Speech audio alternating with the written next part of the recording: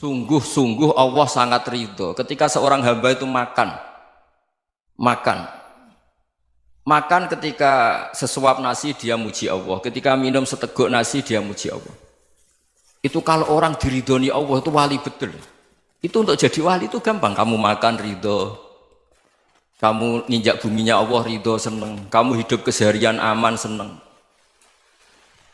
Nah ini supaya sampean kita semua ngaji betapa panduan Rasulullah untuk menggapai ridho Allah itu banyak yang keseharian sekali. Saking kesehariannya banyak dalam hadis dan itu sahih. Nabi menyebut hal-hal yang keseharian. Hatta ma tas'alu fi fimra'atika, kamu punya uang kemudian istri kamu bisa makan itu ibadah. Bahkan sebagian ibadah itu dicontohkan Nabi yang akhirnya diprotes sahabat. Yaitu wa fi buti ahadikum sedekah, kamu menggauli istri kamu itu ya sedekah. Sampai sahabat bilang yang benar ya Rasulullah. Ayati ahaduna syahwatahu wa huwa lahu ajrun. Masa urusan biologis, urusan syahwat kemudian dia dapat pahala.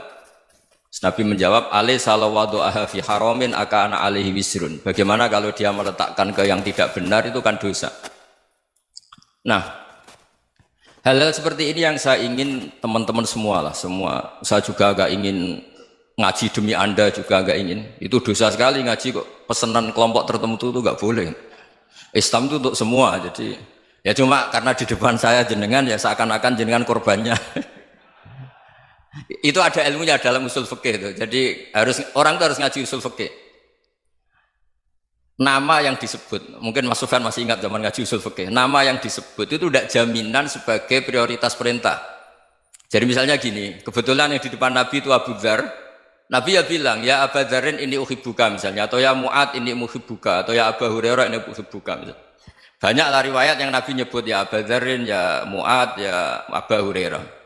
Kemudian misalnya Nabi meneruskan khitab, ini uhibbuka, saya mencintai kamu, fakul dubur sholatin, atau sebagian riwayat disebut fala tada'anna dubura kulli sholatin, Allahumma inni ala dzikrika wa syukrika wa husni ibadatik.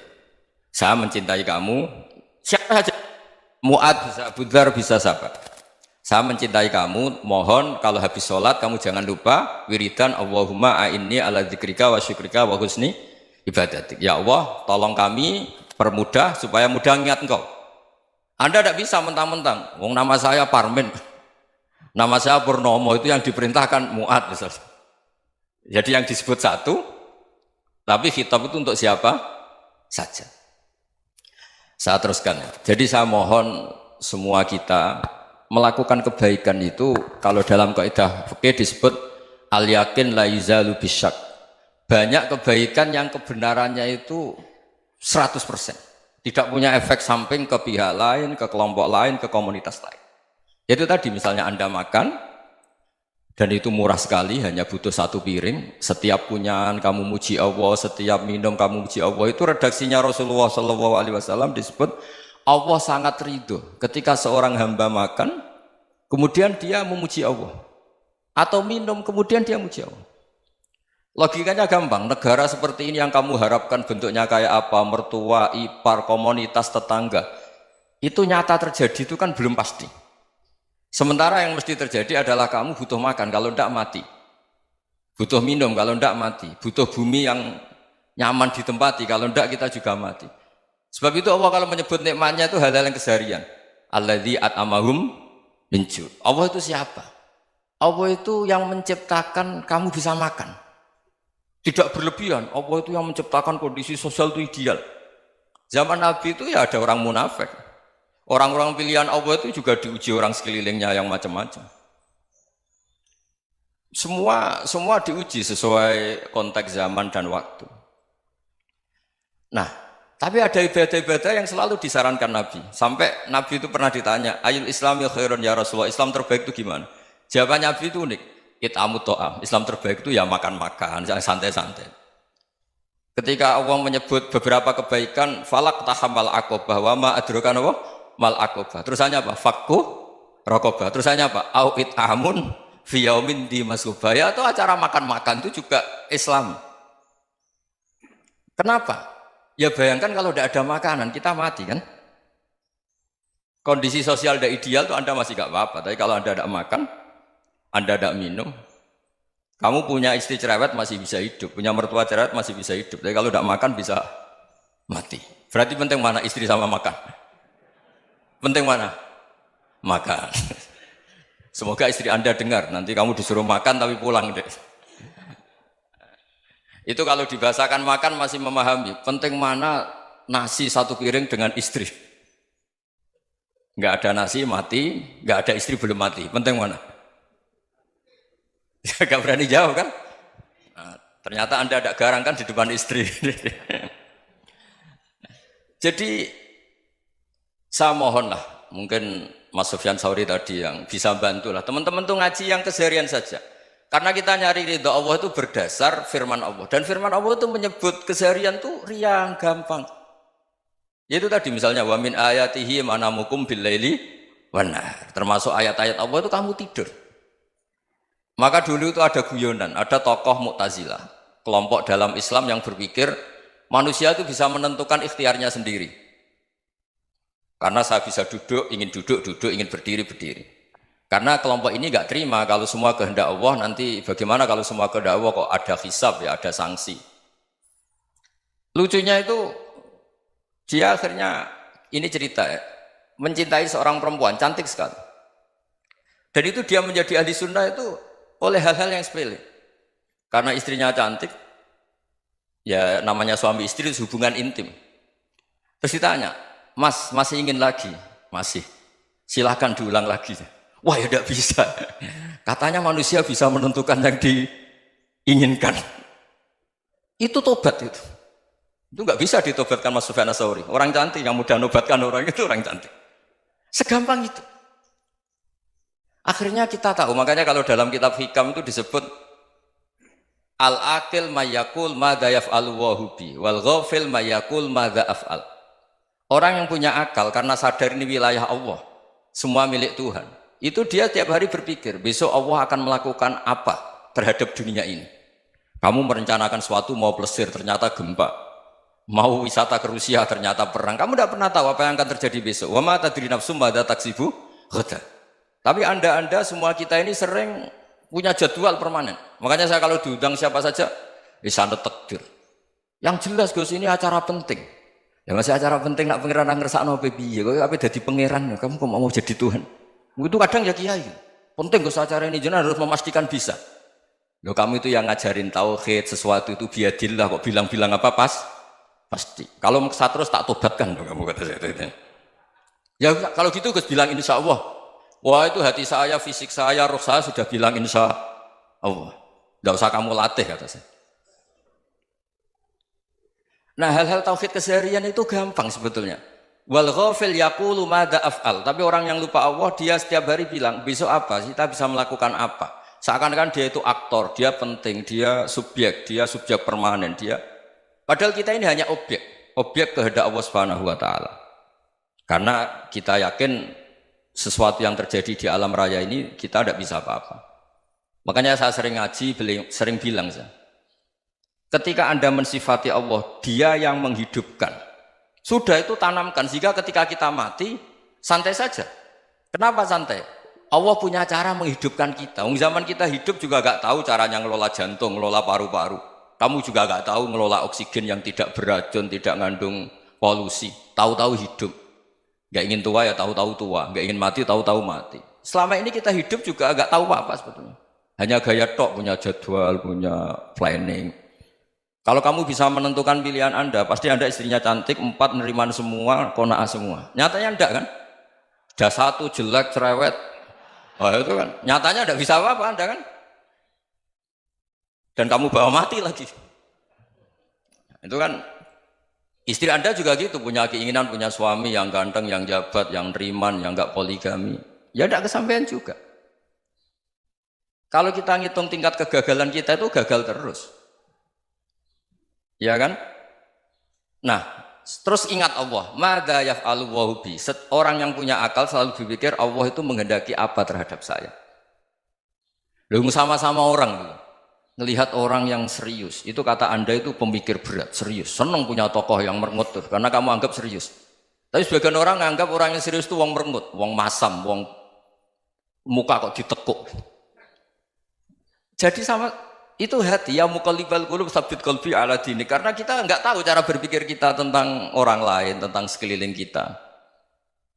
Misalnya kita orang baik yang jenis ngurmat fakir miskin. Ada orang bangun masjid mewah itu janggal. Apa artinya masjid mewah kalau banyak orang kelaparan? Tapi kalau yang jenis pendidikan apa artinya masjid mewah kalau tidak bisa ngaji? Nanti yang jenis infrastruktur apa artinya ini kalau semuanya punya sudut pandang yang berbeda-beda. Dan Islam mengapresiasi semua kebaikan. Tapi katakan semua kebaikan itu adalah kehendak Allah Subhanahu wa taala. Karena apapun baik Anda itu pakai fasilitas yang diberikan oleh Allah Subhanahu wa taala. Sehingga ini yang disebut qulillah sumadarhum fi khawdihim yal'abun. Ya kembali tadi ke tema-tema bahwa keseharian Anda ini sudah Islami. Saat Anda tidak bisa melakukan apa saja. Saya sering ada jenazah, biasanya kalau tetangga meninggal saya sering disuruh ngelepas. Saya bilang orang ini baik karena sering ngelamun di rumah, sering nganggur di rumah. Ditanya sama anaknya, kenapa Gus nganggur baik? Ya kalau dia nganggur artinya juga gak berbuat sesuatu yang maksiat kan? Ya kan? Orang nganggur di rumahnya ya tidak bunuh orang, tidak maling, tidak korupsi, ya namanya nganggur di rumah. Lah cuma istri cara pandang nganggur gak menghasilkan uang itu. Tapi juga gak menghasilkan kriminal kan? Jadi sebenarnya Islam itu cara, makanya kalau sampai ngaji usul fikih itu ada kitab usul fikih namanya Lubul Usul, itu terkenal sekali di pesantren itu. Itu kalau ngapresiasi keseharian itu luar biasa. Izma min mubahin illa wa yatahaqqaqu bihi tarku haramimma. Karena keseharian yang mubah saat Anda lakukan itu ada kehebatan yang luar biasa, yaitu meninggalkan haram. Makanya dulu banyak orang-orang alim ketemu temannya itu guyon sampai semalaman. Itu biasanya yang semangat Islam itu kiai kok tidak tahajud, kiai kok tidak witir. Orang yang sedang mapan uangnya banyak, malam itu tidak kelayaban itu sudah luar biasa. Melawan nafsu supaya tidak maksiat itu sudah luar biasa. Supaya lupa guyon sama temannya semalaman sampai subuh. Gejlok-gejlokan ngenang zaman miskin, zaman kuliah nggak jelas, zaman apa. Melihatnya jangan takut tahajud. Seperti ini meninggalkan tahajud, tapi meninggalkannya ini talkul muharramat. Jadi kayak apa hebatnya? Sehingga Imam Ghazali punya riwayat yang agak unik. Hatta takuna ibadatu akhiri hadil ummah iku an-naum. Sehingga suatu saat ibadah terbaik umat ini itu tidur. Itu kan riwayat kontroversi. Ketika Imam Ghazali ditanya, kenapa iya? Kenapa kamu mulai keluar dari rumah itu sudah banyak maksiat? Melihat perempuan yang enggak mahram, melihat fenomena. Tapi kalau kamu tidur itu enggak melihat apa-apa. Tapi juga kamu jangan nganggap tidur itu ibadah betul. Saatnya melakukan fardu ain malah masih tidur. Tapi itu sudut pandang yang menjadikan kita Islam itu gampang. Jadi saat Anda tidak bisa aktivitas apa-apa, misalnya ada beberapa orang yang lumpuh. Lumpuh itu memang nggak bisa Jumatan, nggak bisa ibadah, tapi dia juga nggak bisa maksiat. Tidur itu memang Anda saat itu tidak bisa tahajud, tidak bisa witir, tapi saat itu ada zina, ada maling, tidak gosipkan orang, tidak bully orang, tidak menanamkan kebencian, tidak hasud. Sehingga tidur menurut Allah Ta'ala wa min ayatihi manamukum billaili apa? Wan-nahar. Karena di tidur itu selain ada unsur istirahat, jaga kestamina, juga ada unsur meninggalkan beberapa keburukan. Nah saya mohon ibadah yang keseharian ini kita jaga. Supaya kita semua baca ayat itu fasih. Fasih itu tertanam di hati. Allah itu siapa? Alladzi at'amahum min ju'i wa amanahum min khauf. Dan Allah kalau cerita di Quran itu anna sababnal ma'a sabba thumma syaqaqnal ardha wa syaqqa fa ambatna fiha habba wa inaba wa qadba wa zaituna wa nakhla wa hadaika hulba. Kamu tahu saya ini siapa kata Allah? Saya ini adalah Tuhan yang menurunkan air, kemudian ada tanaman banyak. Habba wa inaba wa qadba, ada zaitun, ada tin, kalau orang Jawa mungkin ada tela, ada padi, ada mangga, ada pisang. Sudah. Wa inaba wa zaituna wa nakhla wa hadaika hulba. Ada perkebunan yang lebat. Tujuannya apa? Mata Allahkum, silahkan kamu pakai, kamu nikmati. Tapi karena kadang kita ini punya ide-ide besar. Tadi untuk syukur saja nunggu punya istri riman, rumah baik, tetangga baik, komunitas baik, semuanya baik baru syukur. Lama-lama nanti ada di surga, syukurnya nunggu surga paling kelas A. Itu sudah ada yang menghuni Rasulullah, kamu nggak boleh di situ. Masa untuk syukur saja? Repotnya Masya Allah. Jadi mohonlah Quran yang kalau Anda hafalkan juz sama itu kan ada ayat-ayat yang kayak tadi. Ya, fal yang dzuril insanu ila ta'ami. Coba lihat Apa yang kamu makan ya? Dari mana? Dan untuk mempertahankan hidup kamu keseharian. Jadi jangan kira ibadah itu harus membentuk komunitas yang versi Anda. Ibadah itu harus yang hal yang mulu-mulu. Kesehariannya Anda alami. Loh ini saya tidak bikin-bikin. Saya ngaji bukan karena berdasar pesanan.